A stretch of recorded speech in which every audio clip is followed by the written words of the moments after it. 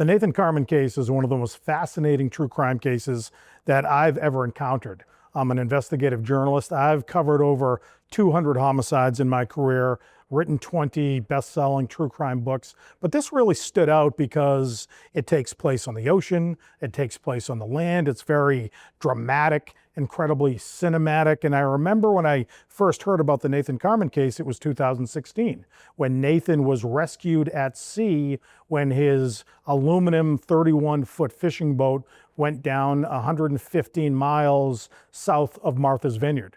And I was like anybody listening to it on the television, hearing this bittersweet story about a young man who was rescued after allegedly being 7 days inside a life raft as a castaway before a Chinese cargo ship plucked him out of the ocean. And then we learned that Nathan's mother, Linda Carman, didn't make it out. So as I mentioned, bittersweet because he's rescued, she's vanished, and then the case kind of turns. Instead of people comparing him to Tom Hanks in the movie Castaway, once he is brought back to Boston, Coast Guard investigators begin to question his story. And this was one of the most, dramatic search and rescue missions that the Coast Guard had ever undertaken off the coast of New England. And it begins to really unfold as not just a rescue, but possibly a heinous murder at sea. Based on previous reporting, based on what I'd read in newspapers, magazines, listened to on television, I thought there was a direct line between the allegations against Nathan Carman and his guilt. But when I gumshoed this case and when I put on my investigative journalist hat, I was shocked that it isn't a straight line to Nathan's guilt. In fact, several potential suspects emerge in this case, and it's all about getting their hands on a $50 million family fortune.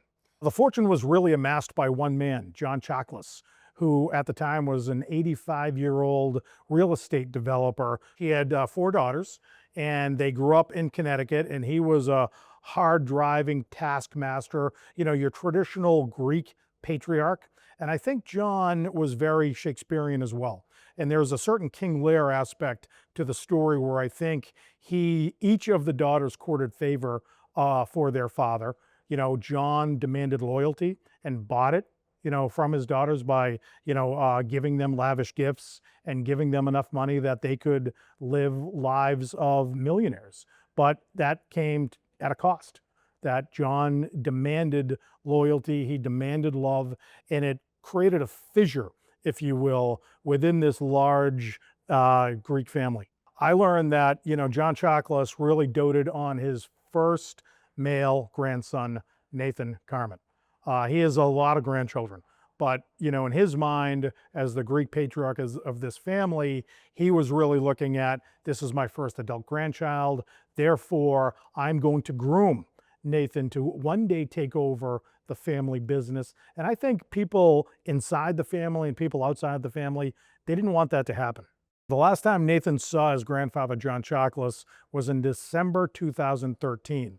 It had been about a year since John Chakalos's wife, Rita, had passed away from cancer, and Nathan was spending a lot of time with his grandfather, taking his grandfather out to dinner, because John Chakalos never ate at home, always wanted some type of companionship. So they went out to dinner at a local Greek restaurant, and Nathan dropped his grandfather off. The next morning, John Chakalos's eldest daughter, Elaine, went to check on her father because she was a nurse and she wanted to make sure that John was taking his heart medication. She got into the house. She doesn't hear or smell coffee, and John was an early riser, so she thought that was a little odd. She went into John's office, and there wasn't a rustling of paperwork or anything. Everything was pretty much the way it was the day before. And then she crept into his bedroom, and she saw her father lying in a king-size bed, completely covered in blood. And she screamed, and she ran out of the home and called 911.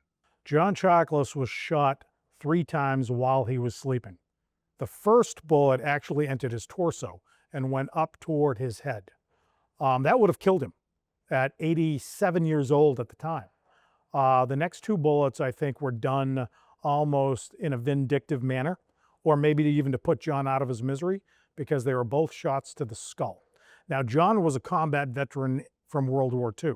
John had fought battles in the Philippines against Japanese soldiers. He had risked life and limb for his country. And here he is in the twilight of his life, sleeping in his own bed, and he's murdered in cold blood at the hands of somebody wielding a rifle. Because John had a lot of potential people in his life that may have wanted to do him harm. He was a very prominent businessman and may have allegedly been into some shady business deals. So police began to think that way. John Chakalos' daughters lawyer up and get attorneys right away. So interviews between investigators and John Chakalos' daughters are hard to come by. But they begin to create this narrative. Not Linda Carman, but Linda's sisters, that Nathan Carman may have killed their father. And that was something that investigators were told right away. Investigators really focus on the rifle that they think was used to kill John Chakalos. And it's a Sig Sauer rifle with a certain ballistic type of bullet attached to it. Coincidentally, or maybe not coincidentally, Nathan Carman had purchased a Sig Sauer rifle shortly before his grandfather's murder, with money that his grandfather actually gave him to purchase the weapon. And police are asking Nathan, where is that rifle? And Nathan clams up. He won't say a thing. And no one can find out what happened to that rifle. Therefore, a cloud of suspicion begins to grow over Nathan's head. Is he the killer of his grandfather? I think Connecticut State Police had one suspect and one suspect only, and that was Nathan Carman. And they had put all the other potential suspects away, and they were hoping and waiting for Nathan to make some kind of mistake that would lead them to the missing rifle that they believed killed John Chakalos. Nathan wanted to get away from Connecticut because he felt like police were harassing him. So he purchased a farmhouse in Vernon, Vermont. And during this time, Nathan renews his passion for fishing. This time, he's not fishing in streams. He wants to go deep sea fishing. So he uses some of his inheritance and he purchases a 31-foot aluminum fishing boat, and he begins to take the fishing boat apart.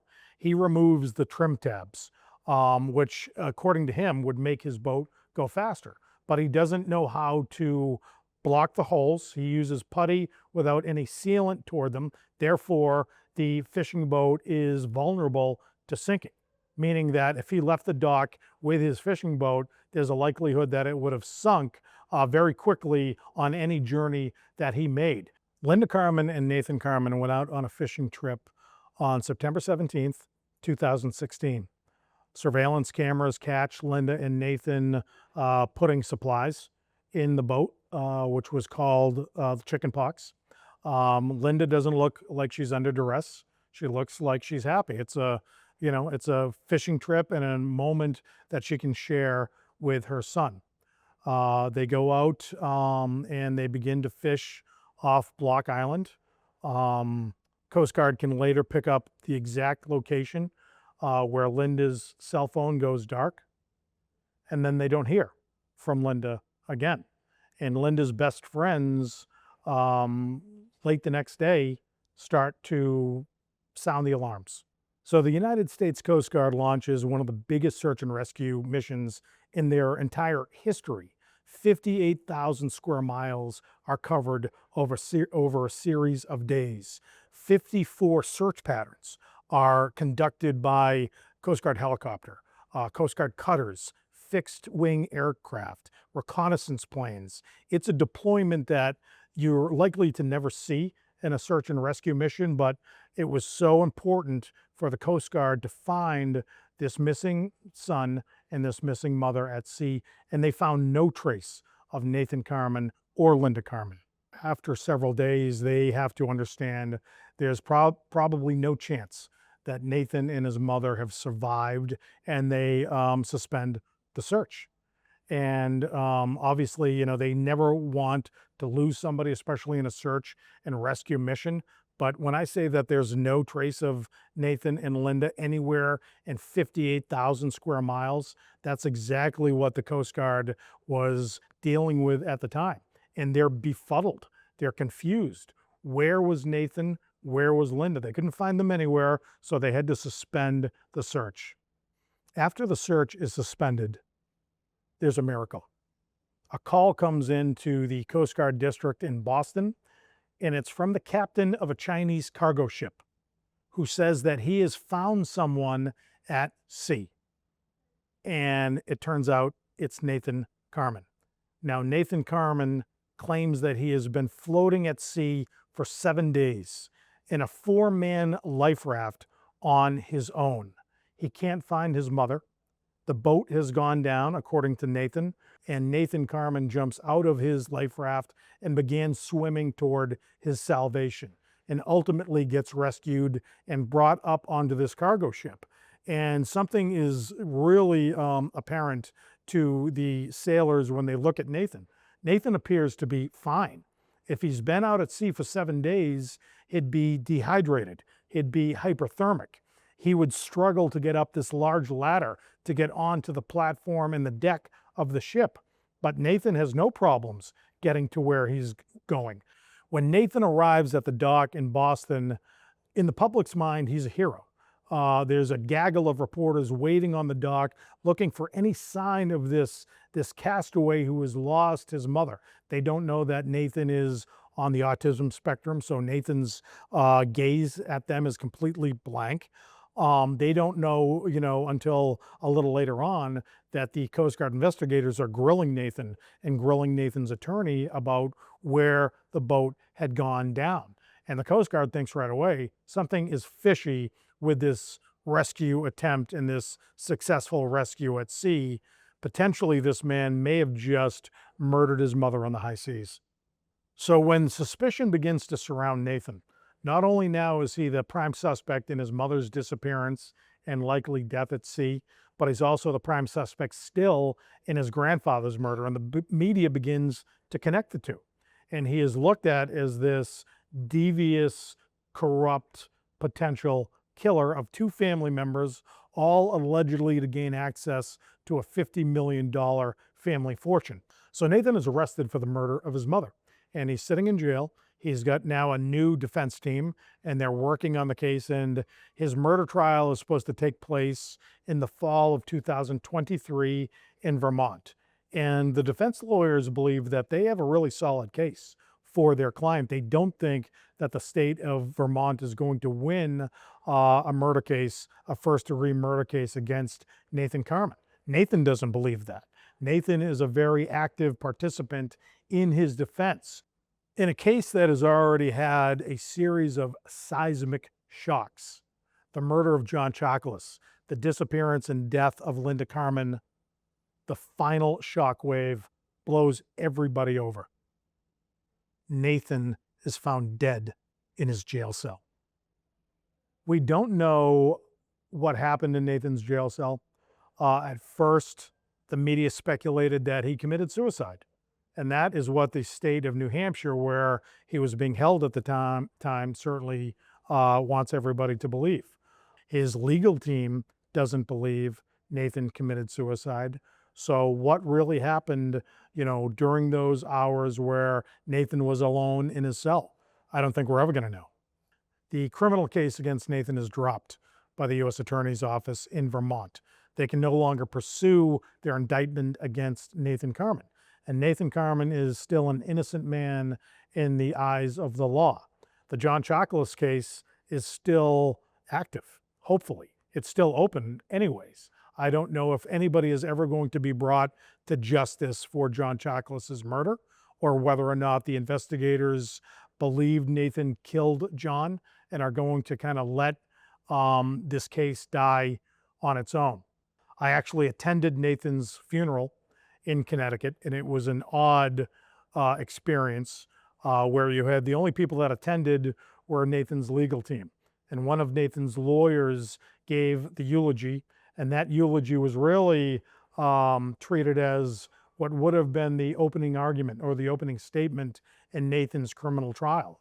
And the lawyer really went down every avenue in terms of why he believed his client was innocent. It was almost like the attorney was pleading Nathan's case to God himself.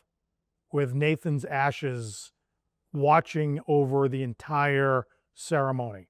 It was a very surreal, almost ethereal experience, something I've never taken part of, especially in a church. When you're laying someone to rest, you're talking about murder, you're talking about violence, and you're talking about someone that may have been killed or may have taken his own life because they had been targeted by authorities for a crime they may not have committed. Now, no one understood at the time that Nathan's aunts were also in the church at the time. They sat in the back of the church. They didn't say anything to anybody, and they left shortly thereafter. After the funeral, Nathan's father, Clark Carman, got a call from one of Nathan's aunts, who made an unusual request.